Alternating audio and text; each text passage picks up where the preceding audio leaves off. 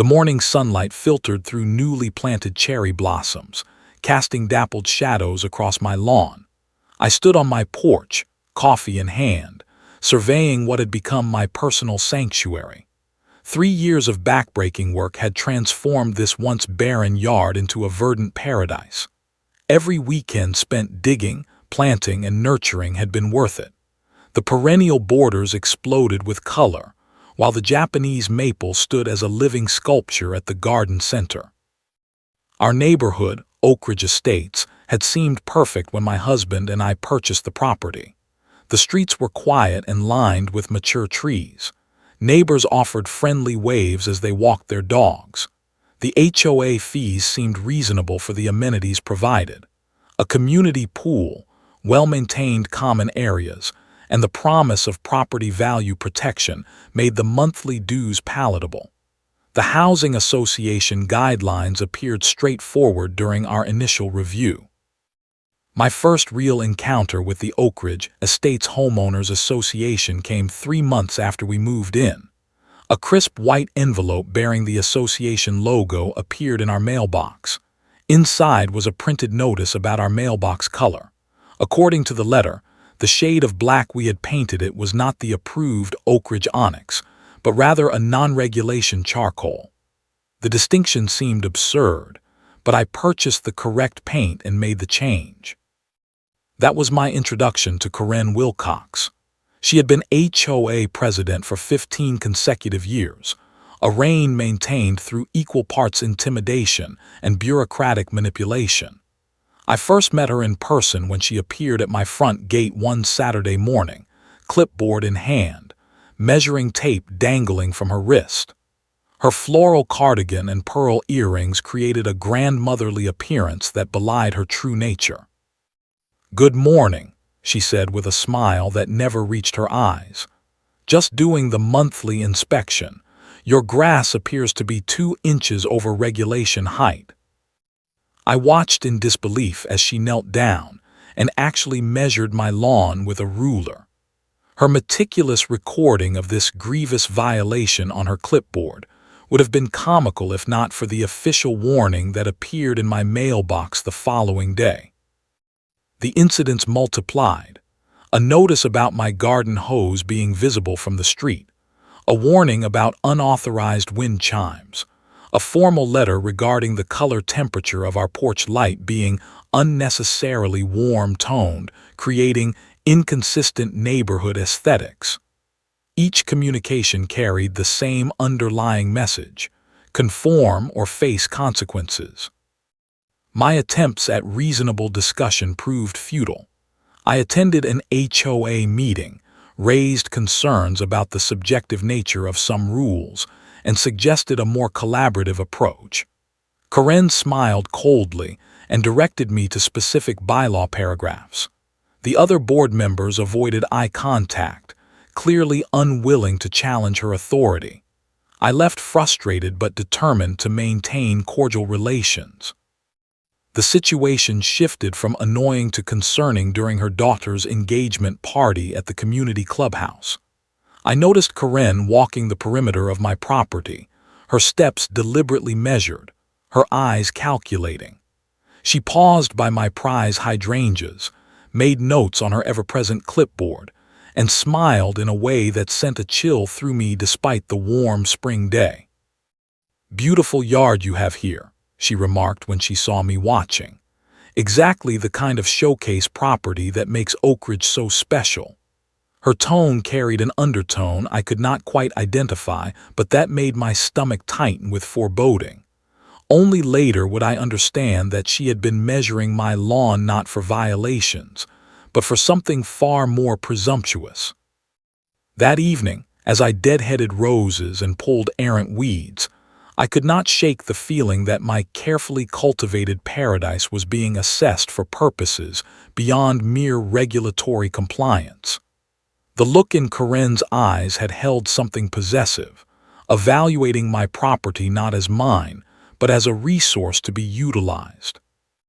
I dismissed the concern as paranoia, unaware that my suburban sanctuary was already being incorporated into plans that would test the limits of my patience and ultimately change the power dynamics of our entire neighborhood. The official HOA letterhead made my heart sink before I even read the contents.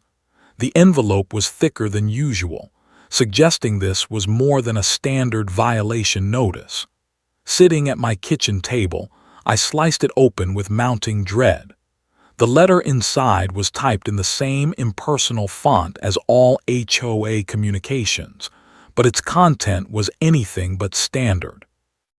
"Dear homeowner," it began, "the Oak Ridge Estates HOA Board is pleased to inform you that your property has been selected to host a community event on June 15th. Per Section 7.3 of the Covenants, Conditions, and Restrictions, the Board reserves the right to temporarily utilize residential properties for neighborhood functions with appropriate notice.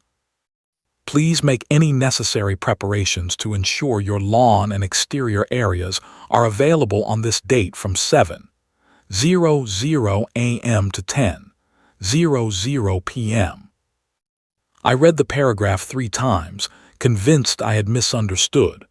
The sterile language could not mask the audacious reality. The HOA was not asking permission, but informing me that my private property would be used for some unspecified community event. No request, no option to decline, simply a statement of fact backed by obscure bylaw references. The second page revealed the true purpose. A neighborhood celebration was scheduled. The small print mentioned the union of Heather Wilcox and Christopher Montgomery. My suspicion crystallized into certainty. Karen wanted my meticulously maintained yard for her daughter's wedding. Not asking, telling. I called Karen immediately, my hands trembling with indignation.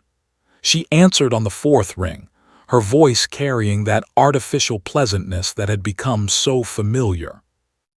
"Karen, I received a letter about using my property for an event in June." "Oh yes," she replied as if this were the most reasonable thing in the world. "Is not it exciting? Heather fell absolutely in love with your garden during our spring inspections. Such a perfect backdrop for her special day. The lighting at sunset will be ideal for photographs." "But I never agreed to this," I said, struggling to maintain my composure. "You cannot just decide to use my private property for a wedding." Her tone shifted immediately. "Actually, I can. The CC and RS clearly state that common use provisions apply to all properties within Oak Ridge. Section 7.3 specifically grants the board authority to designate appropriate venues for community gatherings." "A private wedding is not a community gathering," I countered. "All residents are welcome to attend the ceremony," she replied smoothly. "That makes it a community event by definition. Besides, invitations have already been sent out. Heather would be devastated to change venues now." When I continued to protest, her voice hardened. "I would hate to have to address the numerous outstanding violations on your property. The non-approved garden edging alone could result in substantial daily fines, not to mention the arbor that was installed without proper architectural review." The threat was unmistakable. Submit or face financial penalties based on violations she would suddenly discover. I requested an emergency meeting with the full HOA board, hoping for some voice of reason among the other members. The meeting was held 3 days later in the community clubhouse. I arrived with property surveys and legal notes about private ownership rights. Karen had arrived earlier, the conference room already arranged with her materials displayed prominently. The 5 other board members sat silently, as Karen presented elaborate renderings of wedding layouts superimposed over photos of my yard. "As you can see," she explained, clicking through professionally created slides, The existing landscape provides a natural aisle approach, and the Japanese maple creates a perfect altar backdrop. When my turn came to speak, I outlined my objections firmly but respectfully. The board members shifted uncomfortably, avoiding direct eye contact. One began to ask a question about precedent when Karen smoothly interrupted. "I think this would be a good time to address the compliance issues," she said, producing a thick folder. Inside was a meticulously documented portfolio of alleged violations photographed over months, close-ups of paint touch-ups that did not perfectly match, sprinkler heads positioned 2 inches from regulation placement, garden stones not on the approved materials list. Each violation carries a potential daily fine of $50, she explained calmly. Given that some of these date back several months, the cumulative penalties would be substantial. The implied threat hung in the air. Fight the wedding, face financial ruin through retroactive fines. My protests died as the potential penalties were detailed. The other board members, clearly accustomed to Karen's tactics, voted unanimously to approve the community event use of my property.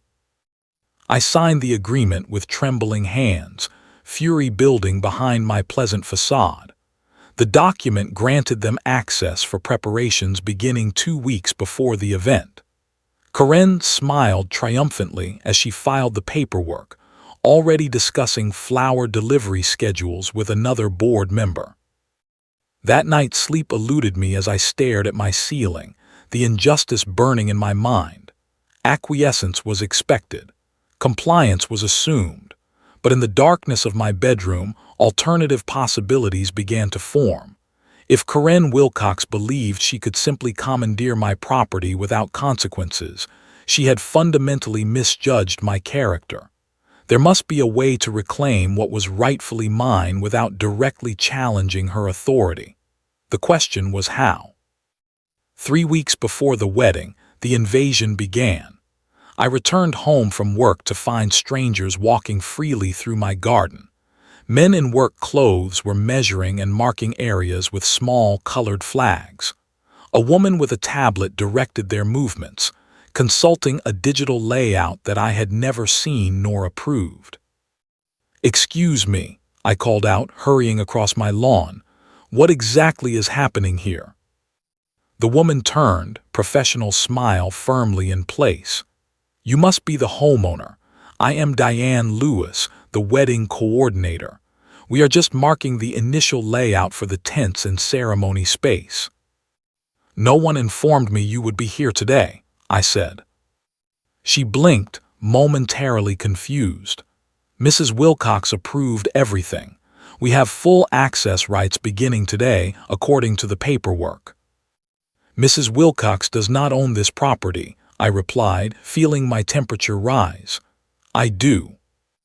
"Well," she consulted her tablet, "the HOA agreement grants us access for preparation beginning today. Mrs. Wilcox assured us everything was arranged." Before I could respond, one of the workers drove a stake directly through my prize hydrangea bed, marking a tent corner. The metal post pierced roots that had taken years to establish. I rushed over, pulling it out immediately, but the damage was already done. "These plants cannot be disturbed," I protested. "They will not survive being trampled or staked." Diane smiled with practiced condescension. "We will try to minimize damage, but some adjustments to the landscape are unavoidable for an event of this magnitude.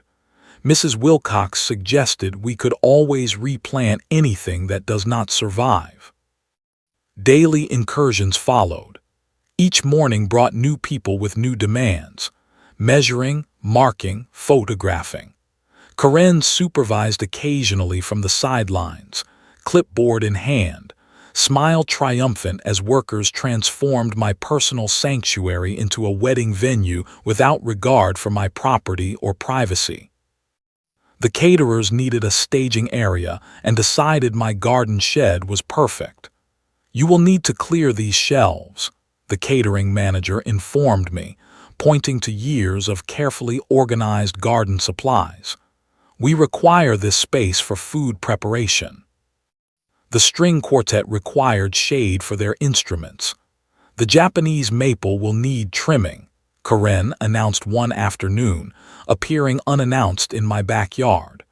"The branches are too low for the musicians to sit comfortably." "That tree took 10 years to achieve that shape," I said, horror rising in my throat. "You cannot just cut it." "We will have a professional do it," she replied dismissively. "Just some minor adjustments, nothing drastic." I watched helplessly the next day as a landscaper I had never approved butchered the lower branches, destroying the carefully maintained shape I had cultivated through years of selective pruning. Each cut felt physical, as if they were removing pieces of my own body. Then came the morning that broke me entirely. I stepped outside to find deep tire tracks cutting through my award-winning perennial border. Delivery trucks for the chair rental company had driven directly across my garden rather than using the longer driveway route. Karen had directed them to take the shortcut to save time. I knelt beside crushed foxgloves my grandmother had cultivated from heritage seeds, their broken stems oozing sap. Plants that had been passed through 3 generations of my family, now destroyed by careless convenience. Something fundamental shifted inside me at that moment. A line had been crossed that could not be uncrossed.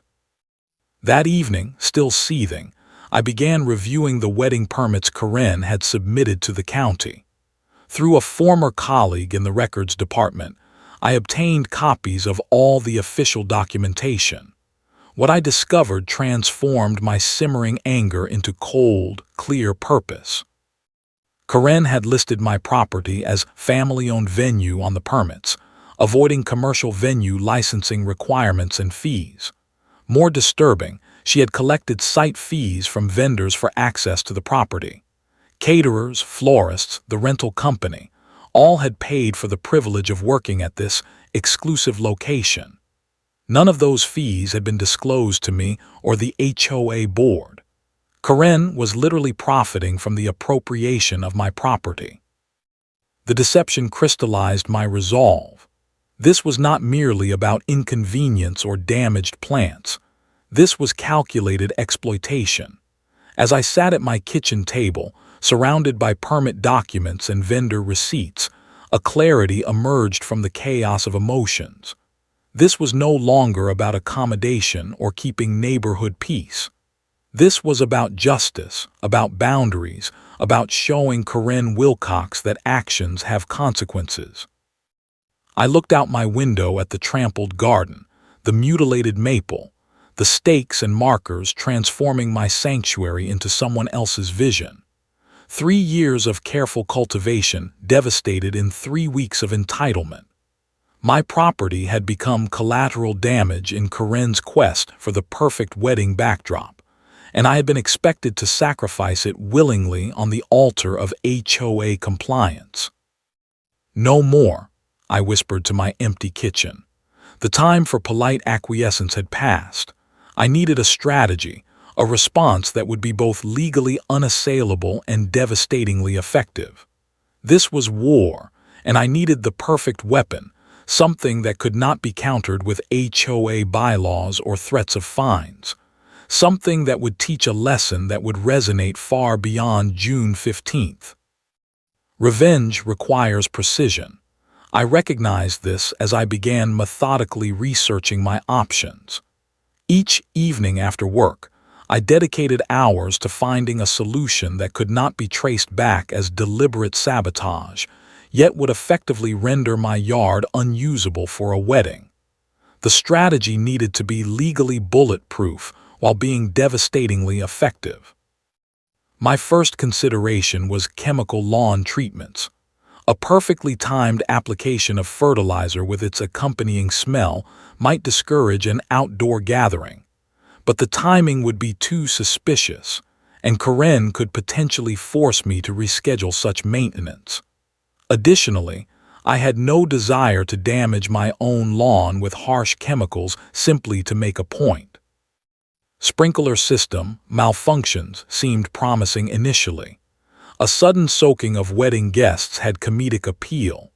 However, this would be too easily identified as intentional sabotage. The system could simply be turned off, and any damage I claimed from tampering would be difficult to prove. Besides, water damage to my own property would be counterproductive. My breakthrough came during dinner with my cousin Mark, a real estate attorney. Our conversation drifted to property maintenance as I cautiously described my situation without revealing my intentions. The biggest headache for homeowners in neighborhoods like yours is always the septic system, Mark remarked between bites of pasta. Most people in these older developments have no idea how much maintenance those tanks require. Septic systems, I asked, interest piqued. Oak Ridge was built in the 90s. Do we not have city sewer connections? Mark shook his head. Not in that area. The municipal lines never extended that far. Your whole neighborhood sits on individual septic tanks. Most developments transition eventually, but yours never did. That information should have been in your disclosure documents when you purchased. I recalled signing numerous papers during our closing, but had no memory of septic system details. That night, I pulled out our property documents and confirmed Mark was right.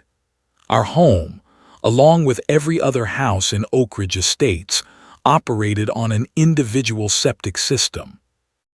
The next morning, I contacted the county records office. Their database confirmed my suspicion. My tank had not been serviced in 6 years, well beyond the recommended 3-year maintenance interval. A potential health code violation waiting to happen. My research intensified. I consulted 3 separate septic companies, asking detailed questions about the process. The education proved invaluable. Tank cleaning involved large trucks with powerful pumps, extensive hoses, and occasional excavation to access buried tanks. The process generated considerable noise from industrial equipment. And then there was the smell, unavoidable and pervasive, especially during summer heat. Most illuminating was learning that once scheduled, septic maintenance could not be postponed without significant fees and potential liability. Health regulations mandated that identified septic issues be addressed promptly. To cancel or postpone such service required documentation from a licensed professional certifying that the delay posed no environmental or health risk. My dining room table became command central. I created a detailed spreadsheet, service company reviews, cost comparisons, equipment requirements. I calculated odor radius based on typical wind patterns in June. I optimized potential equipment placement for maximum impact without technically interfering with any wedding setup. The corner of my yard that contained the septic tank access was, by delicious coincidence, precisely where Karen had planned to position the wedding altar. The excavation would require disruption of exactly the area where the bride and groom would stand to exchange vows. No amount of flowers or decorative arches could disguise an active septic cleaning operation. I requested estimates from 5 companies, carefully feeling out their scheduling policies. During each conversation, I mentioned my extremely limited availability and tight schedule, guiding them toward specific date options without being suspiciously direct. When Absolute Septic Solutions offered the morning of June 15th, I felt a surge of satisfaction so intense it was almost physical. The representative confirmed they had a 3-man crew available for a 7:30 a.m. start time, perfectly positioned to be in full operation when wedding preparations would begin. "That date works perfectly," I said, working to keep my voice neutral. "How long does the process typically take?" For a tank your size that has not been serviced in 6 years, we should allow 5 to 6 hours minimum, he explained. Possibly longer if we encounter any issues. We recommend keeping the area clear for the full day. My hand trembled slightly as I signed the service contract, providing my credit card for the non-refundable deposit. The agreement specifically noted that cancellation within 72 hours would result in full payment being due, as the specialized equipment would already be allocated. That night, staring at the confirmation email, a moment of doubt surfaced. Was I becoming what I despised? Was this response disproportionate to the offense? The faces of the bride and groom, innocent participants in Karen's machinations, floated through my mind. Perhaps there was still time to cancel, to find another way.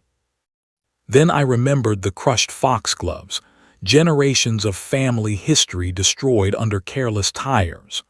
I recalled the mutilated Japanese maple, the trampled garden beds, the casual dismissal of my property rights. The documentation of Karen collecting vendor fees for access to my land cemented my resolve. Some lessons needed to be taught through consequences. I saved the septic company confirmation email and printed a copy for my records. In my calendar, I blocked June 15th in red. Scheduled home maintenance cannot reschedule. I added a reminder to confirm the appointment 1 week prior. My plan had no complex moving parts that could fail, no suspicious timing that could be questioned. Just a necessary home maintenance procedure, legally required and properly documented, scheduled through normal channels with a reputable company. If this maintenance happened to coincide with an event I had been coerced into hosting, that was simply an unfortunate scheduling conflict. As I prepared for bed that night, I felt a calmness that had eluded me for weeks. The sense of helplessness had lifted, replaced by quiet certainty.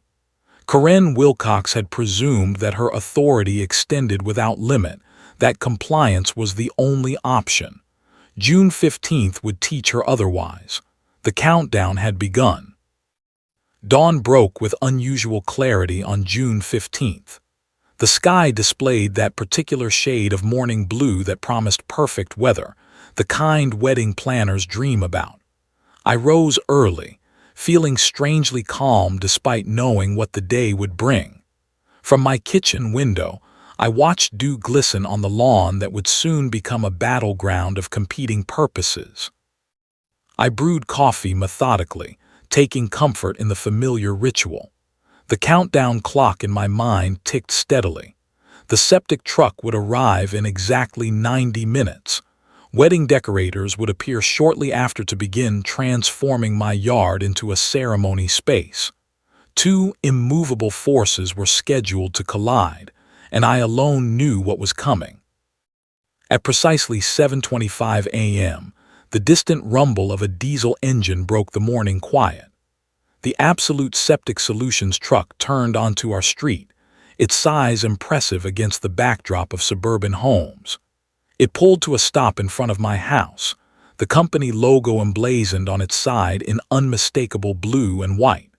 From the cabin emerged 3 burly men in coveralls, work boots crunching on my driveway as they surveyed the property.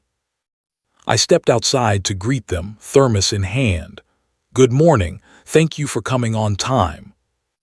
The foreman, a weathered man with salt and pepper hair, introduced himself as Roy.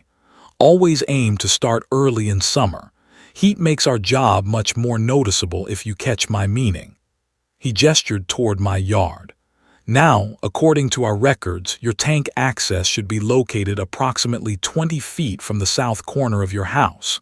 That accurate?" I nodded, pointing to the area that had been marked for the wedding altar. "Right about there, under that white tent frame." Roy frowned at the partial wedding structures already in place. "Looks like you got something else happening here today." "Yes," I replied. "The homeowners association has arranged an event, but my maintenance needs to proceed as scheduled. The septic system has not been serviced in 6 years. Cannot postpone something like that, Roy agreed professionally. Health hazard waiting to happen.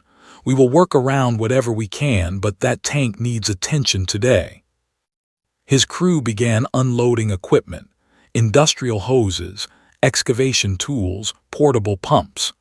The septic truck positioned itself strategically for optimal access, its presence dominating my driveway and front yard. The hydraulic systems engaged with a mechanical roar that shattered the morning quiet. Any neighbors who had not noticed the truck's arrival were certainly aware now. As Roy began locating the buried access point for my septic tank, a white van emblazoned with "Perfect Day Wedding Services" pulled up across the street. The wedding decorator, a slender woman with an immaculate appearance even at this early hour, emerged with her assistants. Her face contorted in visible horror as she took in the scene. Industrial hoses snaking across the lawn, workers in stained coveralls preparing excavation equipment, the unmistakable septic truck commanding the landscape. She approached me rapidly, tablet clutched against her chest like a shield. "Excuse me, there must be some mistake. We are setting up for the Wilcox-Montgomery wedding today. What is all this?" "Scheduled home maintenance," I explained with practiced innocence. "My septic tank requires immediate servicing." "But the wedding is at 2 o'clock. Her voice rose with mounting panic. "We need to set up the chairs, the altar, the flower arrangements." "I understand your concern," I replied calmly. "Unfortunately, this maintenance cannot be postponed. It was scheduled months ago." The rumble of another vehicle announced Karen's arrival. Her silver luxury SUV screeched to a halt behind the wedding van. She emerged, designer heels entirely inappropriate for early morning lawn traversal, and stormed toward us. Her expression transitioned visibly from shock to rage to calculated control as she assessed the situation. "What is the meaning of this?" she demanded, gesturing toward Roy's crew, who had now located the septic access and were preparing to excavate. "You need to stop this immediately. My daughter's wedding is happening here today." "Good morning, Karen," I greeted her politely. "As I was explaining to the decorator, this is scheduled septic tank maintenance. It cannot be postponed." "Reschedule it," she hissed through clenched teeth. "I will cover any fees." Roy, overhearing the conversation, approached with clipboard in hand. "Sorry to interrupt, folks, but there seems to be some confusion. Once we start a septic cleaning, especially one this overdue, health regulations require us to complete it. Cannot just close it up midway." Karen turned her attention to Roy, her voice shifting to the authoritative tone she used to intimidate HOA violators. "This is not acceptable. You need to pack up and leave immediately. This property is being used for a wedding today." Roy stood his ground, unimpressed by her attitude. "Ma'am, I understand your frustration, but we have proper authorization from the homeowner and county permits for this work. Postponing presents serious health and environmental hazards, potentially resulting in fines from the health department." Karen's face flushed with anger. She pulled out her phone and stepped away, presumably to contact someone who could intervene. I heard fragments of increasingly desperate conversations, calls to her attorney husband, to code enforcement, to other HOA board members. Each call ended with more visible frustration. The excavation began in earnest. As the mechanical digger broke through the soil to reveal the septic access, the first hints of the inevitable odor began to permeate the morning air. The wedding decorator retreated to her van, frantically calling the bride to discuss unexpected complications. Karen paced the perimeter of my property, each step sinking her expensive heels deeper into the soft soil. By 9:00 a.m., the first wedding guests began to arrive, early family members coming to help with setup. They emerged from their vehicles in dress clothes, faces contorting in confusion and disgust as they encountered the scene and the steadily intensifying smell. The septic cleaning was now fully underway, with hoses running across what should have been the central aisle of the ceremony space. The unavoidable odor formed an invisible perimeter that expanded with the rising temperature of the day. Through it all, I maintained a facade of apologetic helplessness. I tried to have this scheduled for another day, I explained to bewildered guests, but the health department was quite insistent about the timing. Not technically a lie, I had indeed tried other dates before settling on June 15th, and the health department was generally insistent about prompt septic maintenance. As the morning progressed, my carefully orchestrated collision of events unfolded exactly as planned. The perfect weapon had been deployed, and there was nothing Karen Wilcox or her HOA authority could do to stop it. By noon, my property had become a surreal study in contrast. White wedding chairs arranged in neat rows faced an altar adorned with roses and white tulle. Beside them, industrial pumps extracted decades of accumulated waste from beneath the manicured lawn. Guests in formal attire clutched handkerchiefs to their faces as workers in stained coveralls maneuvered equipment and hoses across the ceremonial space. The sun climbed higher, intensifying both the summer heat and the inescapable septic odor. The wind, seemingly conscious of dramatic timing, shifted direction hourly, ensuring no section of the gathering escaped the pervasive smell. What should have been a perfect June day for an outdoor wedding had transformed into an olfactory nightmare. From my kitchen window, I observed the escalating chaos with carefully concealed satisfaction. The wedding planner had abandoned all pretense of professionalism, tears streaming down her face as she screamed into her phone about emergency venue options. The florist refused to unload delicate blooms that would immediately be tainted by the surroundings. Catering staff stood by their van, unwilling to unpack food in what one loudly described as a biohazard zone. The groom's parents cornered Karen near my hydrangea remnants, their gestures growing increasingly animated. Even from a distance, their fury was evident in rigid postures and pointing fingers. Karen's responses became more desperate, her hands waving in explanation, her composed facade crumbling under the weight of the disaster. I stepped outside, carrying a tray of bottled water. "Would anyone like something to drink? It is quite warm today." The perfect picture of a homeowner caught in unfortunate timing, offering what small comforts I could to unexpected guests. "How could you schedule this today of all days?" the groom's mother demanded, accepting water despite her anger. "I tried to have it moved," I explained with practiced regret. Unfortunately, once the health department flags a septic system as critically overdue, the homeowner has very little flexibility. The fines for postponement would have been substantial. She seemed partially appeased by this explanation, directing her glare back toward Karen, who was now engaged in a heated discussion with Roy about the possibility of expediting the process. "There is no rushing this kind of job, ma'am," Roy explained loudly enough for nearby guests to hear. "Especially with a system this neglected. We are talking about 6 years of accumulated waste that needs proper extraction and disposal. Health codes are very specific about the procedure." As if to emphasize his point, the pump system surged, producing a particularly noxious release that sent a cluster of previously stoic relatives retreating toward their vehicles. The wedding photographer arrived, took one breath, and immediately began negotiating a partial refund with the mother of the bride. Through it all, I maintained my role as the apologetic homeowner, caught between HOA obligations and necessary home maintenance. "Such unfortunate timing," I repeated to anyone who would listen. I do hope they can find an alternative venue. The climactic moment arrived with the appearance of the bride's limousine.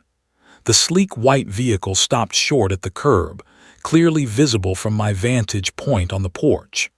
The driver emerged, opened the passenger door, then quickly stepped back at the bride's reaction.